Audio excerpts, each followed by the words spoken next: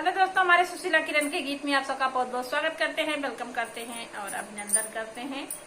आज आप लोगों को एक बहुत चुटकुला हंसी मजाकिया ननद भाभी का नोक झोंक गीत सुनाने जा रहे हैं हम लोग। जो शादी विवाह में भतीज को काजल बुआ लगाती हैं शादी आज में। जब दुल्हा बना थे तब विनायक भाई अपनाए, जब दुल्हा बना थे तब जो बुआ जब काजल लगावा थी वही ऊपर बहुत जबरदस्त गीत लेके आए है।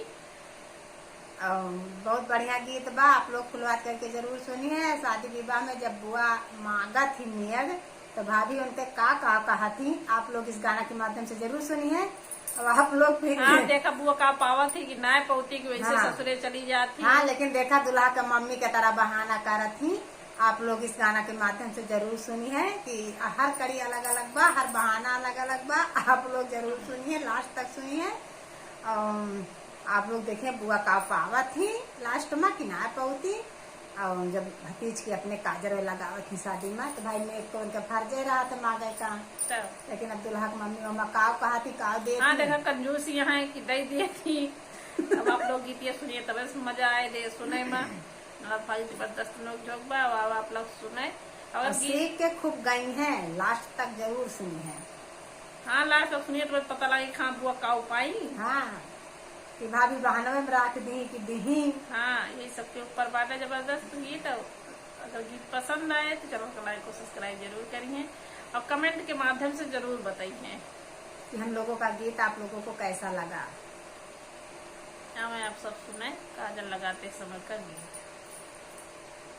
बुआ मांगे काजरवा के ने मड़उआ बिचे ठाड़ी। बुआ मांगे काजरवा के ने गड़उआ बिचे ठाड़ी। बुआ मांगे काजरवा के ने मड़उआ बिचे ठाड़ी। भीतरा से निकली दुल्हे के मामी, भीतरा से निकली दुल्हे के मामी। ननद रानी मिलल ना दहेज मड़उआ बिचे ठाड़ी। ननद रानी मिलल ना दहेज मड़उआ बिचे ठाड़ी।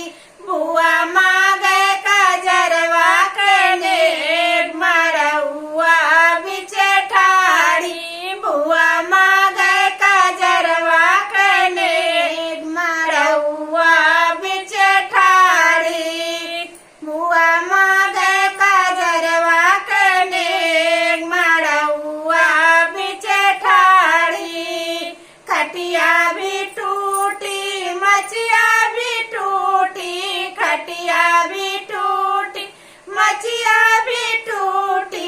ननद रानी टूटल सोफा से मड़उआ बिचे ठाड़ी। ननद रानी टूटल सोफा से मड़उआ बिचे ठाड़ी। ननद रानी टूटल कुर्सी मेज मड़उआ बिचे ठाड़ी। ननद रानी टूटल कुर्सी मेज मड़उआ बिचे ठाड़ी। बुआ मांगे काजरवा के ने मड़उआ बिचे ठाड़ी। बुआ मांगे काजरवा के ने मड़उआ बिचे ठाड़ी।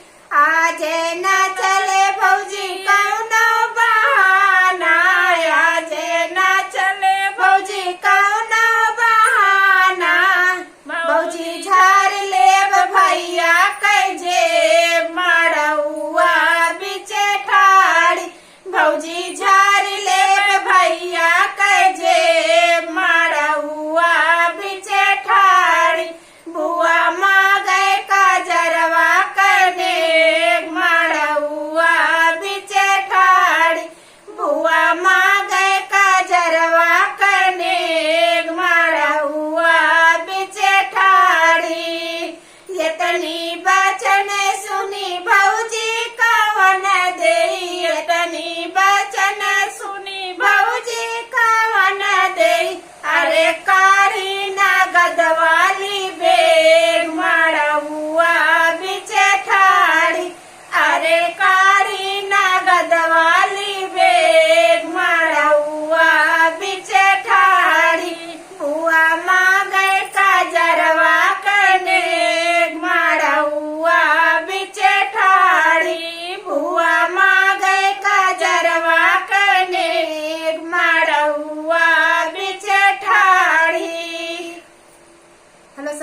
काजल लगाते समय का गीत है, आप लोग फुलवात करके सुनिएगा तभी समझ में आएगा। हाँ मैंने लेकिन नंद पाई गई। पाई गई जब भैया जी जुटी तब। तो वो लाइट डर के मारा भाऊजी उनके हाँ डर कहे गए। ये नंद जबरदस्ती बा बहनी बछवा ही लागे का ओकर बीज मारो माँ जैसे अच्छा बा बैगिए में से निकाल के दे दे। कैसे लागे वहाँ का गीत कपड़ नवास में आप लोग जरूर बताइए। एकदम हंसी मजाक किया बाटे। नंदवारी का बहुत अच्छा गीत बा, आप लोग फुलवात करके सुनिए और कमेंट में जरूर बताइए हम लोगों का गीत आप लोगों को कैसा लगा। फिर मिलेंगे आपको अगले गाने में, तब तक के लिए धन्यवाद।